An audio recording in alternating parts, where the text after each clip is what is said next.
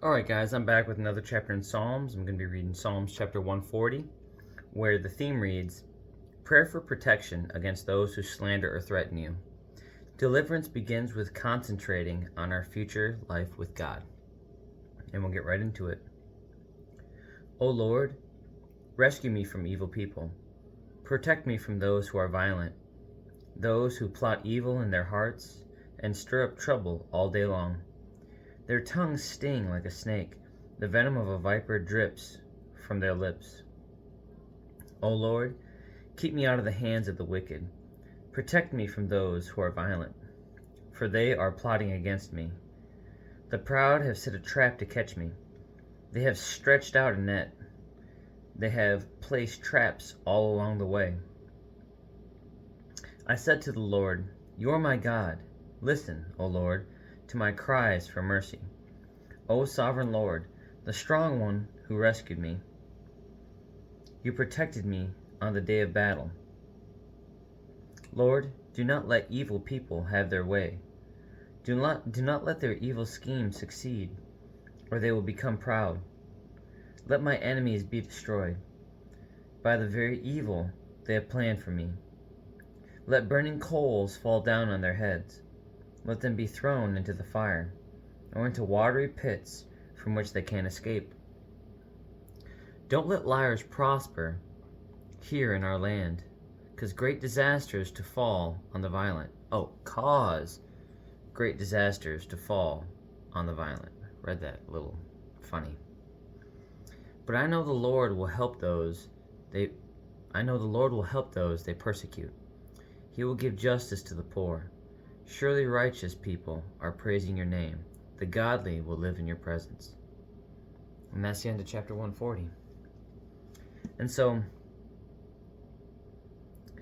I absolutely love this passage as well.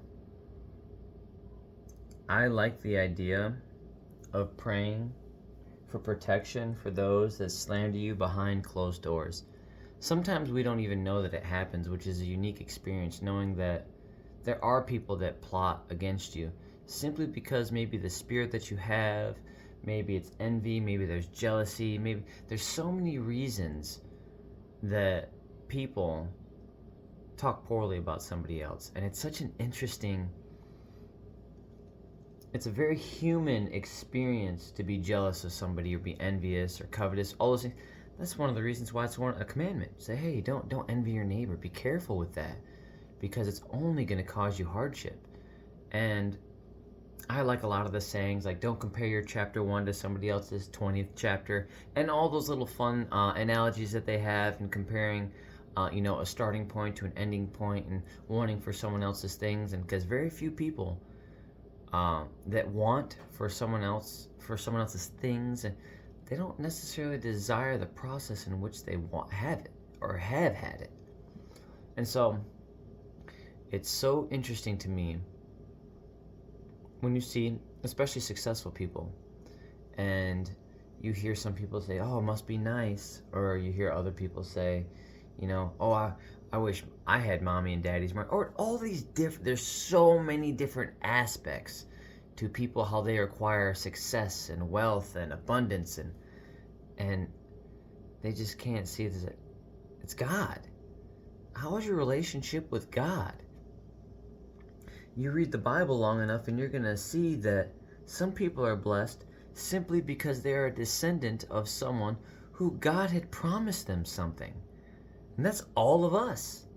We're all a part of that lineage, that fallen line. We're all, what is it called? Stitched into that bloodline. We're a part of Israel.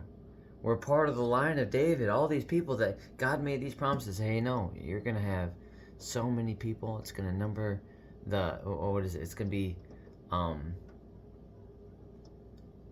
making a comparison to the number of the stars. See, now my mind's giving up on me, guys. I'm running out of words. It's been a long weekend.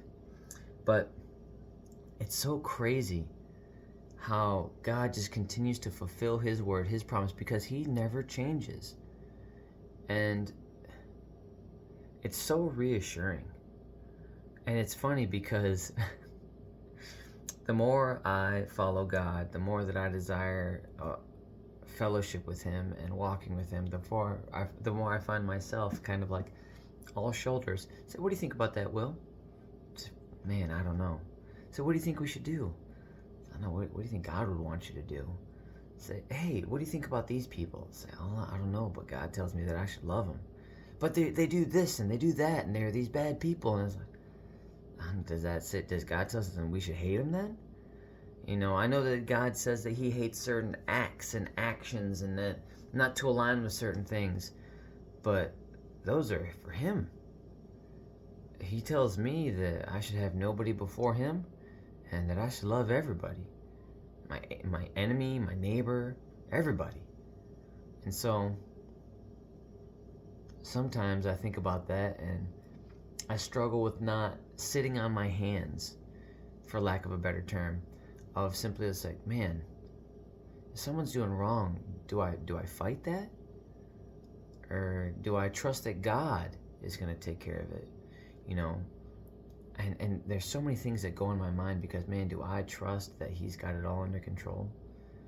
But sometimes in my confusion, in my finite caveman brain, like I've mentioned before, I need Him to speak action into me because I trust that He's got it all. I don't have to go anywhere or do anything for Him to have already claimed victory in my life and everybody else's life. But He wants to use me, and He wants to use other people, and I don't know when that's going to be. And that's the excitement of every day. I get to go forward knowing that, man, I'd rather just stay home and you know, bury or hide my light behind a bush and not have to worry about doing things or answering a call. Or I can walk through life knowing that while I still have those same reassurances, if I stay at home, when I'm walking out there, I get to see opportunities where He needed me to be out there. That I didn't hide my blessings and all my gifts that He has for me to share with people. Those fruits aren't for me. Those fruits are for other people, and I'm supposed to bear them. And if I don't do that, He's got to find, and I don't want Him to have to find another tree to bear that fruit for those people. Those people are going to get those fruit with me or not, because God has that intention. I'd like to be a part of that process. And I kind of have that looking forward going into everything. And so when you pray for protection from things, just know that when you pray in confidence, because those people that got bad things to say to you, say if you're aligned with God, they got to deal with Him. Don't worry about you dealing with them. They got way bigger fish to fry, and they're not going to be able to handle that load for sure.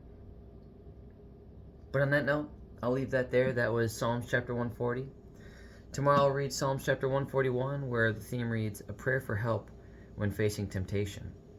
David asks God to protect him and to give him wisdom in accepting criticism. Be open to honest criticism. God may be speaking to you through others. And on that note, have a good night. God bless. I love you. Jesus loves you. And I'll see you guys tomorrow.